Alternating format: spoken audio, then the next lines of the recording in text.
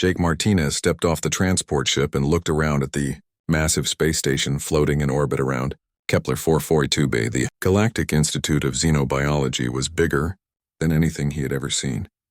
Silver towers stretched in all directions, connected by glowing bridges that pulsed with soft blue light. Ships from dozens of different worlds docked at various ports, each one stranger than the last.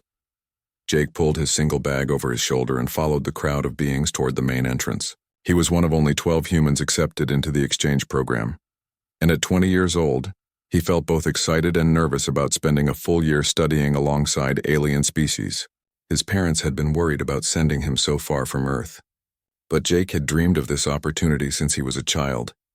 The entrance hall was enormous, with a ceiling that seemed to disappear into the distance above.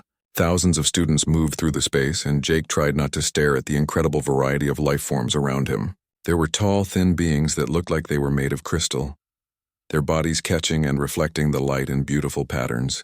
Other students had multiple arms, or moved on tentacles instead of legs, or floated through the air without touching the ground at all. Jake noticed how carefully everyone moved. The crystal beings stayed far apart from each other, as if they were afraid of bumping into anything. A group of insect-like students with 6 legs each walked in perfect formation, their movements slow and precise. Even the floating students maintained careful distances from walls and other beings. A voice echoed through the hall, speaking in a language that sounded like musical chimes. Jake's universal translator, a small device clipped to his ear, converted the sounds into English. All new students please report to Orientation Hall 7 for species-specific briefings. Jake followed the signs to Hall 7, where he found himself in a much smaller room with the other 11 human students. They all looked as amazed and overwhelmed as he felt. A few were taking pictures with their communicators, while others just stood quietly, taking everything in. The door slid open and a tall, thin being entered the room. It had 6 arms, purple skin, and large yellow eyes that seemed to glow softly. Jake's translator identified the being as Professor Keltar from Centauri Prime. "Welcome, humans," Professor Keltar said, his voice sounding warm despite coming from an alien throat. "I am Professor Keltar, and I will be your species coordinator during your time here. I want to begin by explaining some very important safety protocols that will keep you alive during your studies." Jake and the other students listened carefully as the professor continued. Each species in this institute has evolved under different conditions, with different physical capabilities and limitations.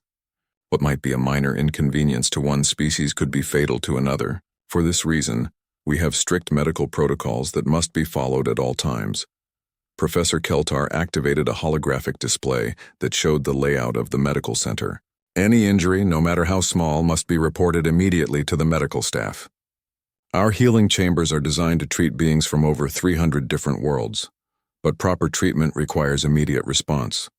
In the past, students who delayed medical treatment for even minor injuries have suffered permanent disability or death. One of the human students, a girl named Lisa from California, raised her hand. "What kind of injuries are we talking about? Like how minor is minor?" "Any break in the skin, any impact to bone or cartilage, any strain to muscle or connective tissue," the professor replied. "Even what you might consider a small scratch could become infected with bacteria that your immune system has never encountered. A bruise that seems harmless might indicate internal damage that could prove fatal without proper treatment." Jake found this hard to believe, but he nodded along with the others. He had played sports all through high school and had dealt with plenty of cuts, bruises, and minor injuries without much concern. But if the professor said it was dangerous here, he would be careful. After the orientation, Jake was assigned to his dormitory pod. The living spaces were designed to accommodate different species, so his pod was quite large, with areas that could be customized for different environmental needs. When he arrived, he found his 3 roommates already there. Zixith was one of the crystal beings Jake had seen in the entrance hall. Up close, Jake could see that Zixith's body was made of what looked like living diamond, with patterns of colored light moving through the crystal structure. Zixith's voice sounded like wind chimes when he spoke. "Greetings, human Jake. I am honored to share living space with you." Vorthak was completely different. He looked like a giant praying mantis, but with thicker armor and breathing apparatus that helped him process the station's atmosphere. His homeworld was one of Saturn's moons, and he needed a methane-rich environment to stay healthy. His section of the pod was sealed off with its own air system. "Welcome, soft skin. Vorthak said, his voice coming through a speaker system. I have heard much about human curiosity. The third roommate was the most unusual of all. Quinn appeared to be made of a thick, gel-like substance that held together in a roughly humanoid shape. Jake could see sparks of electricity moving through Quinn's translucent body. And when Quinn spoke, the voice seemed to come from everywhere at once. Human friend Jake, I am pleased to meet you. Your electromagnetic signature is quite interesting. Over the next few days, Jake settled into life at the Institute. His classes were fascinating, covering topics he had never imagined. He learned about species that lived in the vacuum of space, others that existed as pure energy, and some that experienced time differently than humans did. But what struck him most was how careful everyone was about physical safety.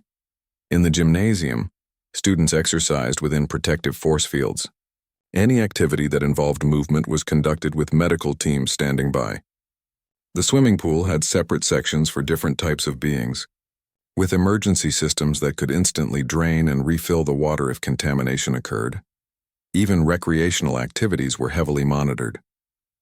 Jake watched a game that was similar to basketball, but every player wore protective gear that covered their entire body, and referees stopped the game immediately if anyone made contact with another player. Jake began to understand that most species in the galaxy were much more fragile than humans. The crystal beings could literally shatter if they hit something too hard. The insect-like students could lose limbs that would never grow back. Even minor injuries that humans recovered from quickly could be permanent or fatal to others. Still, Jake missed the freedom of movement he was used to on Earth. He wanted to run without protective gear, to play sports without constant medical monitoring, but he respected the rules and tried to adapt to this new way of living. After all, he was here to learn, and part of learning was understanding how different species survived in their own ways. 3 weeks had passed since Jake arrived at the Institute, and he was starting to feel more comfortable with his new life. His classes were challenging but exciting, and he had formed friendships with students from several different worlds. His roommates had become like brothers to him, each teaching him about their unique cultures and ways of thinking.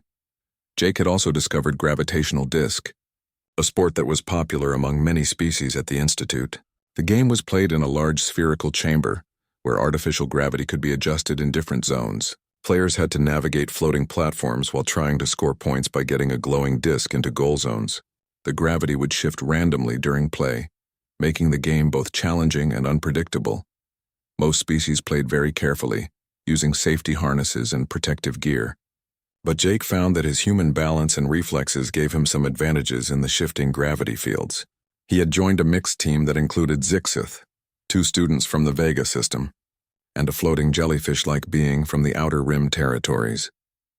On this particular day, Jake's team was playing against a group of advanced students who had been at the Institute for several years. The match was more intense than usual, with both teams scoring quickly as the gravity field shifted every few minutes. Jake was enjoying himself, moving between platforms with the kind of athletic confidence he had developed playing sports on Earth. The game supervisor was Instructor Veltar, a mantis-like being with compound eyes that could track multiple players at once. Veltar was known for running safe games, always ready to stop play if anyone seemed to be in danger. Medical teams were stationed around the chamber, as they were for all physical activities at the Institute. Jake was positioned on a platform about 15 feet above the center of the chamber when the gravity field suddenly increased from normal to about twice Earth gravity. Most players immediately grabbed onto something stable and waited for their bodies to adjust. But Jake saw an opportunity. The opposing team's goal zone was on a platform just 10 feet away, and he was holding the scoring disc. Without thinking about it the way he might have back home on Earth, Jake bent his knees and launched himself toward the goal platform. For a moment, he flew through the air exactly as he had planned, but the increased gravity pulled him down faster than he had expected, and instead of landing cleanly on the platform, he hit the edge with his shoulder and rolled awkwardly onto the surface. There was a loud pop as Jake's shoulder joint separated. He felt the familiar sensation of a dislocated shoulder, something he had experienced twice before during football games in high school. It hurt, but it was not the kind of pain that made him panic. He sat up on the platform, holding his arm carefully against his body, and looked around to signal that he needed a timeout. What he saw shocked him. Every single player in the chamber had frozen in place. Sixth's crystal body was making a high-pitched humming sound that Jake had learned meant extreme distress. The two Vega students were clicking their mandibles in what sounded like panic calls. The jellyfish being was flashing bright red, which Jake knew was a danger signal for their species. Forthak, who was playing from a protected booth due to his atmospheric needs, was gesturing frantically with all four of his arms while speaking rapidly in his native language. Even the advanced students on the opposing team had stopped moving and were staring at Jake with what looked like horror. Instructor Veltar was the first to react with action rather than shock. The Mantis being activated emergency controls that immediately locked down the gravitational fields and turned on bright medical lights throughout the chamber. "Medical emergency!" Veltar's voice echoed through speakers in the chamber and throughout the facility. "Catastrophic structural failure to human student. All players remain motionless. Seal the facility immediately." Alarms began blaring throughout the complex. Jake could hear the heavy doors to the chamber sliding shut and locking. Emergency barriers appeared around his platform, creating a containment field that was supposed to prevent him from moving and causing further injury. "Hey, it's okay," Jake called out, trying to reassure everyone. His universal translator was working, so he knew the other students could understand him. "It's just a dislocated shoulder. I'll be fine." But his words seemed to make things worse instead of better. Zixth's humming grew louder and more distressed. The crystal being's body was starting to show stress fractures, thin lines appearing in the diamond-like structure. Jake realized that Zixth might actually shatter from panic if this continued. "Nobody move," Veltar commanded again. "The human's limb has become completely detached from its body structure. This is a Class A medical emergency." Jake looked down at his shoulder, confused by the description. His arm was still attached to his body, it was just out of position. The joint had popped out of its socket, but everything was still connected by muscles and ligaments. He had seen much worse injuries on Earth that were treated and healed completely. Through the containment field, Jake could see medical teams rushing toward the chamber. They were bringing equipment he had never seen before, including what looked like portable surgical units and tanks filled with healing fluid. The response seemed completely out of proportion to the injury, but Jake was beginning to understand that different species had very different ideas about what constituted a serious medical problem. Dr. Helen Carter, the human medical liaison who had arrived at the station a week earlier, came running into the chamber. She took one look at Jake sitting calmly on the platform and immediately understood what was happening. "Everyone please remain calm," Dr. Carter announced through the public address system. "I am the human medical specialist and I can assess this situation properly." She approached the containment field and spoke directly to Jake. "How are you feeling? Any numbness in your fingers?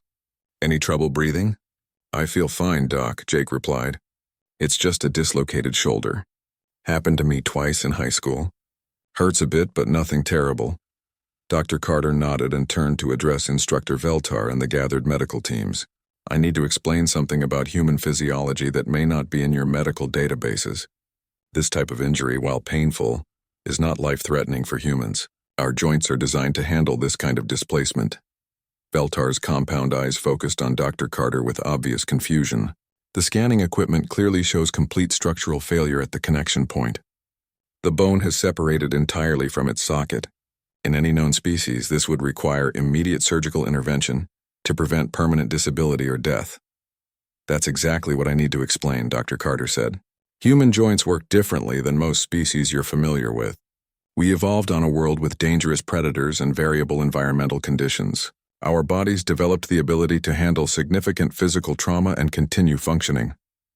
Jake watched as Medical Director Thixol arrived with an even larger emergency team. Thixol was a tall, gray-skinned being with 3 eyes and tentacles instead of arms. The medical director began scanning Jake with instruments that beeped and hummed as they analyzed his condition. "The damage is extensive," Thixol announced gravely to the assembled group.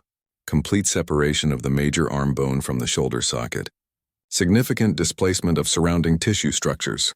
In most species, healing this would require surgical reconstruction and months of regenerative therapy. The human may never regain full function of the limb." Jake tried to interrupt and explain that humans could fix dislocated joints manually, but every time he spoke, his words seemed to be misunderstood by the translation system. The aliens appeared to think he was becoming delirious from trauma or perhaps going into shock. Dr. Carter raised her hand to get everyone's attention. With your permission, Medical Director, and with the consent of all present, I would like to demonstrate standard human medical treatment for this type of injury. The chamber fell completely silent, except for the humming of medical equipment and Zixth's distressed resonance. Jake realized that what happened next would change how every alien at the Institute thought about human capabilities.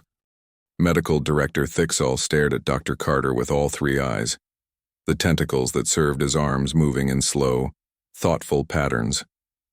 Around the chamber, dozens of alien students and medical personnel waited to see what would happen next. Jake sat quietly on his platform, still holding his dislocated arm against his body, trying to understand why everyone seemed so terrified of what was to him a routine sports injury.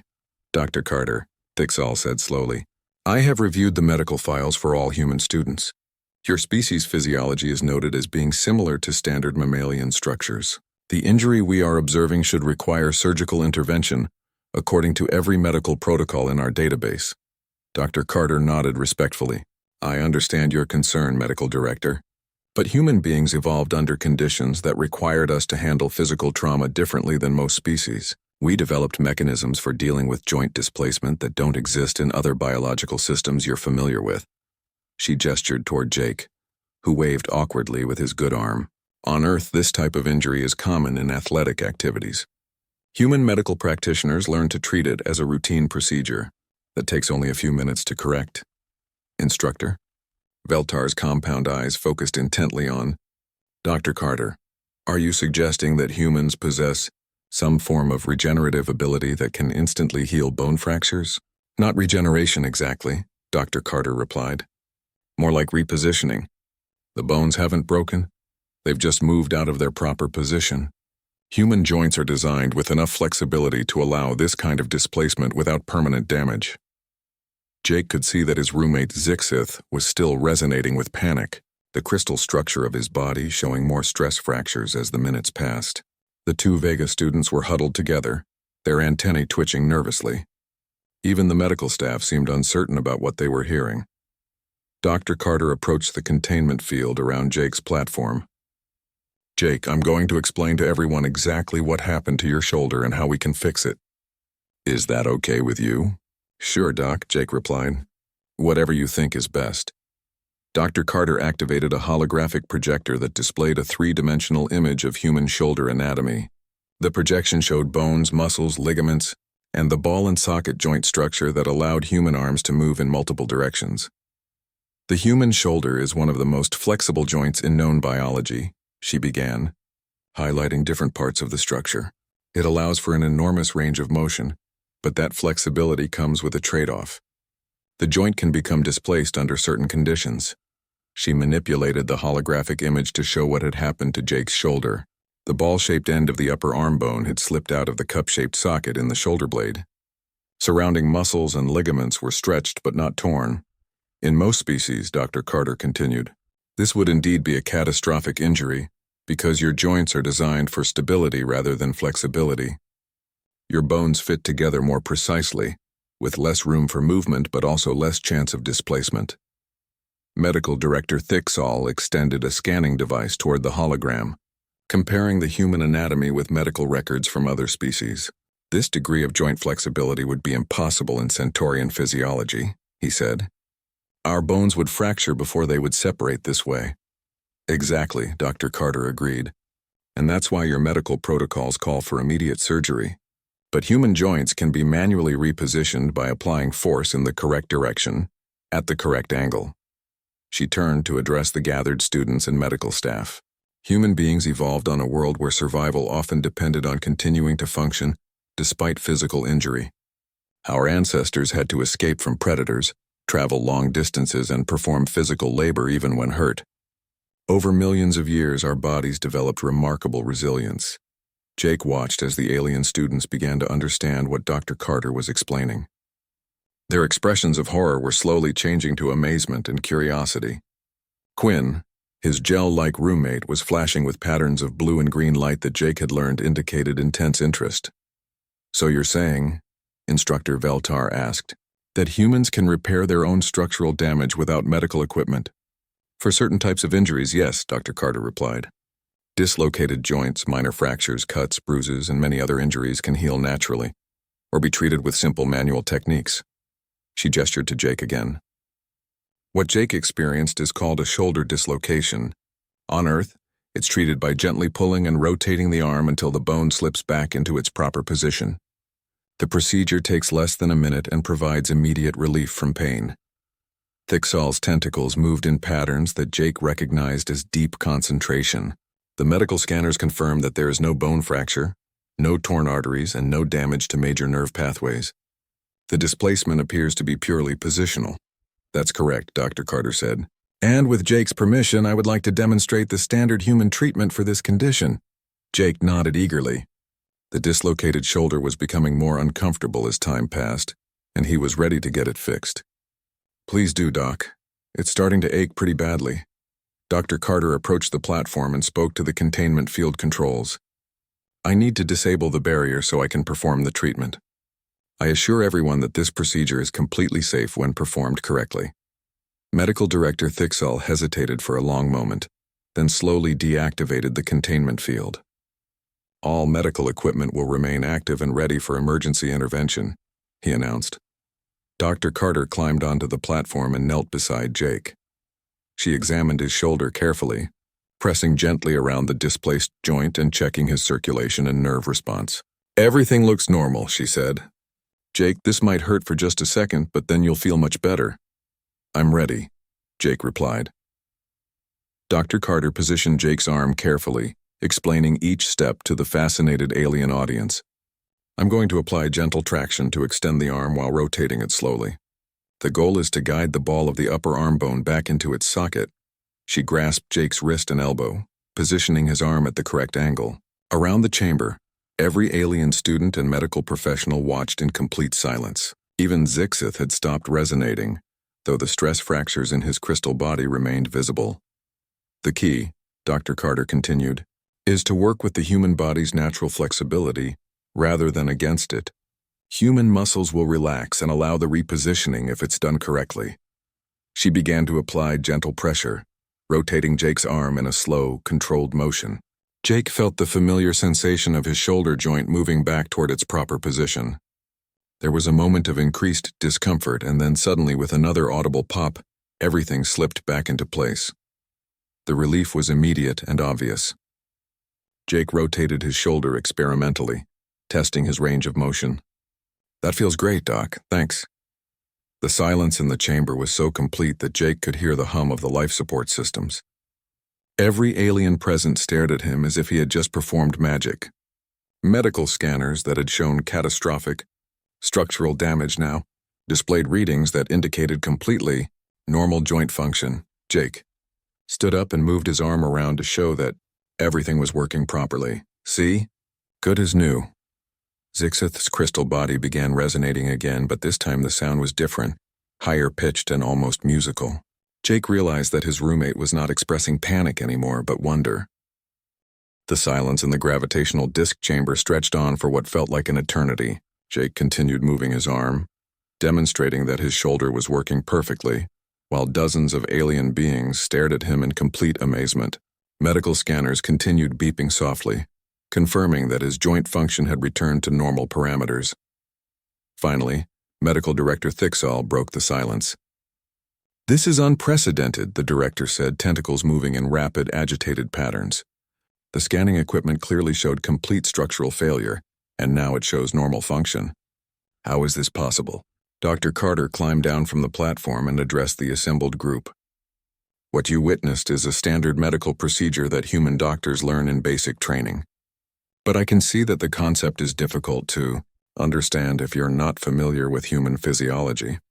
She reactivated the holographic display and began showing detailed comparisons between human anatomy and the anatomical structures of several other species represented at the Institute. Most of your species evolved on worlds with more stable environmental conditions than Earth. Your bodies developed for efficiency and precision rather than resilience. Professor Keltar, who had arrived during the medical emergency, raised one of his 6 arms to ask a question. Dr. Carter, are you saying that humans regularly experience this type of catastrophic injury and simply repair themselves? It's not catastrophic for us, Dr. Carter replied. A dislocated joint is painful and temporarily disabling, but it's completely repairable and rarely causes permanent damage. Human athletes experience dislocations regularly and return to full activity within days or weeks. She gestured to Jake, who was now stretching his arm above his head to show his full range of motion. Jake will probably have some soreness for a few days, but there's no reason he can't continue playing gravitational disc tomorrow if he wants to. This statement caused another wave of amazed murmurs from the alien students. Orthak's voice came through the speaker system from his protected booth. On my world, if a limb becomes separated from its socket, the individual becomes permanently disabled. We have mechanical replacements, but natural function can never be restored. Dr. Carter nodded sympathetically. I understand. That's why our medical protocols seem so strange to you. And why your protocols seem overly cautious to us. We evolved under different pressures. She expanded the holographic display to show Earth's environment. Images appeared of varied landscapes: mountains, deserts, forests, and oceans. Earth has extreme weather patterns, dangerous predators, and unstable geological activity. Humans survive by becoming incredibly adaptable and resilient. The display showed human ancestors running across rough terrain, climbing trees, and engaging in physical combat with large predators. Our bodies had to function even when damaged because stopping to heal completely would have meant death. We developed the ability to continue functioning with broken bones, torn muscles, and significant injuries. Instructor Veltar approached the holographic display, studying the images with obvious fascination. Your species evolved as persistence hunters, correct? I have read about this in xenobiology texts. That's right, Dr. Carter confirmed. Humans would chase prey animals for hours or even days, running them to exhaustion. This required bodies that could handle enormous amounts of stress and keep functioning despite fatigue, dehydration, and minor injuries. Jake watched as understanding began to dawn on the faces of the alien students and medical staff. They were starting to realize that what seemed impossible to them was actually the result of millions of years of evolutionary pressure that had shaped human bodies in unique ways. Dr. Carter continued her explanation, showing how human bones were designed to bend rather than shatter, how human skin could stretch and heal rapidly, and how the human cardiovascular system could function even with significant blood loss. Humans can lose up to 40% of their blood volume and still survive if they receive proper treatment, she said. Our hearts can continue beating even when severely damaged. Our brains can function with reduced oxygen supply for several minutes without permanent injury. Quinn, Jake's gel-like roommate, pulsed with bright yellow light as he spoke. This explains many confusing behaviors I have observed in human students. You engage in physical activities that would be fatal to most of us, yet you show no fear. We're not fearless, Jake interjected. We just have different ideas about what's actually dangerous.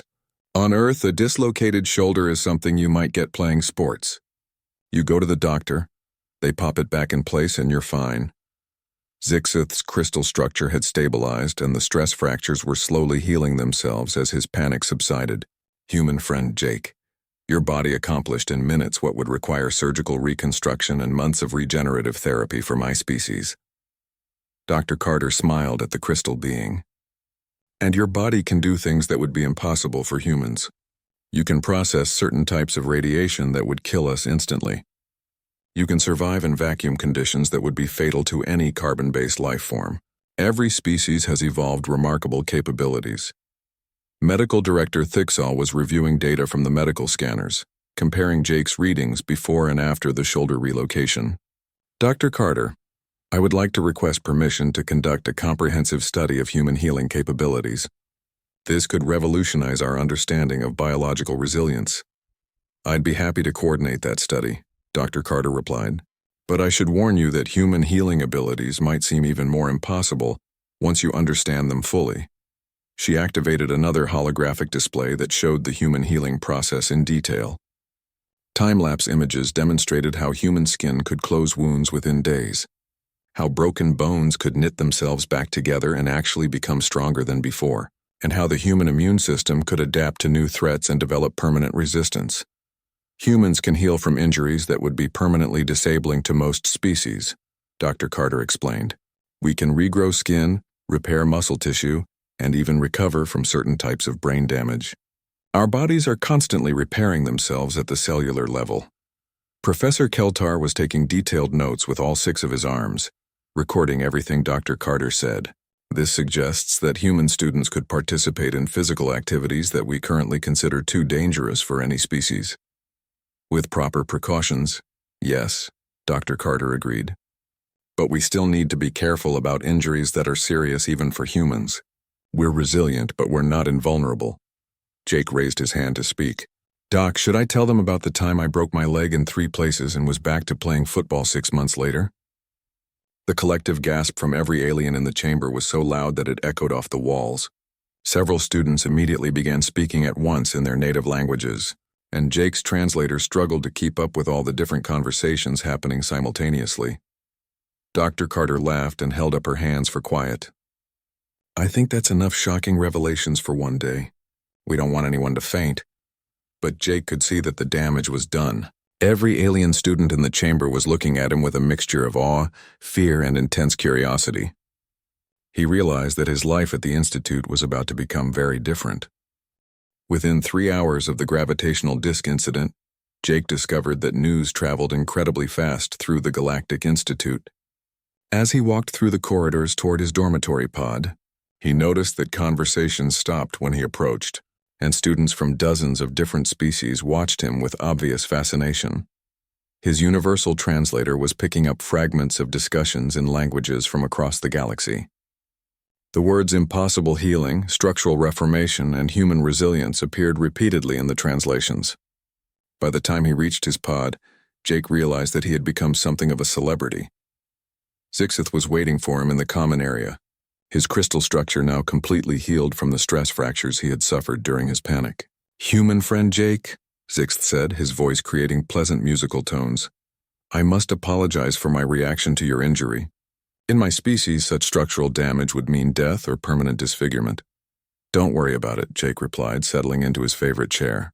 I probably would have panicked too if I saw you shatter into pieces. That is precisely what I mean, Zixith continued.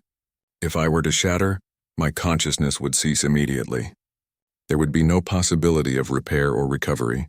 Yet you experienced what we perceived as equivalent damage and simply corrected it as if nothing had happened. Vorthak's voice came through the speakers from his sealed section of the pod.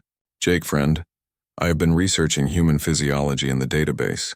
The information is remarkable but difficult to believe. It says that humans can survive having major organs completely removed and replaced with mechanical alternatives.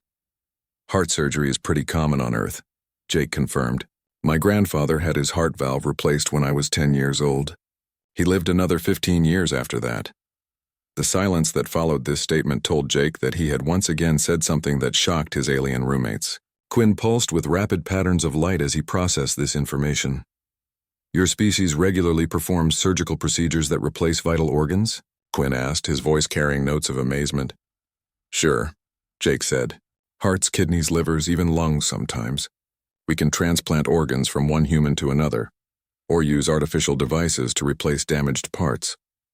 He was interrupted by a chime from the pod's communication system. Professor Keltar's image appeared on the main display screen. Jake, would you be available to attend a faculty meeting this evening? Dr. Carter has suggested that a presentation on human biology would be valuable for our medical and xenobiology departments. Jake looked at his roommates, who all encouraged him with various gestures and sounds. Sure, Professor. I'd be happy to help. 2 hours later, Jake found himself in the Institute's main lecture hall, facing an audience of nearly 200 faculty members from dozens of different species. Dr. Carter stood beside him at the podium, and Medical Director Theixel had set up various scanning and recording equipment to document everything that was said. Faculty colleagues, Professor Keltar began, this afternoon we witnessed something that challenges our understanding of biological resilience. Dr. Carter has proposed that we establish a new research program to study comparative healing abilities across species. Dr. Carter activated a holographic display that showed the afternoon's events in the gravitational disk chamber. The audience watched in stunned silence as Jake's shoulder was dislocated and then relocated. Several faculty members made sounds of distress or amazement as the demonstration played. "What you're seeing," Dr. Carter explained, "is completely routine medical treatment by human standards, but it represents capabilities that appear to be unique in our current database of galactic species." She gestured to Jake, who stood up and waved to the audience. Jake has volunteered to help us understand human resilience by sharing examples from his own experience. Jake approached the microphone, feeling nervous about speaking to so many distinguished academics. "Hi, everyone. I'm not a scientist or a doctor. I'm just a regular human student, but I guess my body can do things that seem impossible to other species." He looked out at the diverse audience, crystalline beings like Zixith, insectoid species like Vorthak, energy-based life forms, and creatures he couldn't even begin to categorize. Dr. Carter asked me to talk about injuries I've had and how they healed. Jake began with his first broken bone, suffered during a bicycle accident when he was 8 years old. He explained how the bone had snapped completely in half but had grown back together stronger than before within 2 months. The audience made sounds of disbelief as he described the healing process. He continued with other examples. A concussion from football that had healed completely within weeks, cuts that had closed themselves within days, and muscle injuries that had repaired themselves with nothing more than rest and basic care. "The most serious injury I ever had was when I broke my leg in 3 places during a skiing accident," Jake said. "The doctors had to put metal pins in the bones to hold them in the right position while they healed." He activated his personal communicator and displayed X-ray images that he had kept as souvenirs. The pictures showed his leg bone fractured in multiple places, then the same bone 6 months later, completely healed with the metal pins still visible inside. The audience reaction was immediate and dramatic. Several faculty members stood up to get a better look at the images. Others began rapid conversations in their native languages. Jake heard his translator picking up words like impossible, miraculous, and unprecedented in dozens of different languages. Dr. Carter took over the presentation to explain the science behind human healing abilities. She described how human bones were living tissue that could regenerate themselves, how human skin replaced itself completely every few weeks, and how the human immune system could learn and adapt to new threats throughout an individual's lifetime. "Humans are not unique in having healing abilities," she explained. "Many species can regenerate lost limbs or repair damaged organs. But humans appear to be unique in combining rapid healing with the ability to function normally, even while seriously injured." Medical Director Thicksall asked the question that was on everyone's mind. "Dr. Carter, does this mean that human students could safely participate in activities that we currently consider too dangerous for any species?" "With appropriate modifications to our safety protocols, yes," Dr. Carter replied. "Humans have different risk tolerances and different healing capabilities than other species. We need to develop guidelines that account for these differences." Professor Keltar stood up to address the audience. "I propose that we establish the Institute's first comparative resilience studies program, with Dr. Carter as the director and Jake as our first research subject." The motion was approved unanimously, with faculty members from every department volunteering to contribute to the research. Jake found himself agreeing to participate in studies that would help the Institute understand human capabilities and develop new safety protocols for human students. Over the following weeks, Jake's life changed dramatically. He became the subject of countless medical scans and tests, all conducted safely and with his full consent. Researchers studied how quickly his body healed from minor cuts, how his muscles responded to exercise stress, and how his cardiovascular system handled various challenges. More importantly, Jake helped establish new activity programs that allowed human students to engage in sports and exercises that had been considered too dangerous. The first human-only gravitational disc league was formed, with safety protocols designed specifically for human physiology. Jake's roommates became his closest collaborators in the research program. Zixith studied how different species processed stress and trauma. Vorthak researched environmental adaptations across species. Quinn investigated energy-based healing methods that might complement biological healing. The culmination of the program came when Jake was invited to demonstrate human resilience capabilities to a gathering of representatives from worlds across the galaxy. The presentation was broadcast to millions of beings, showing them that the newest species to join the galactic community possessed remarkable abilities that could benefit everyone. Standing on the stage where he had first explained human healing to the Institute faculty, Jake looked out at an audience that now included beings from hundreds of worlds.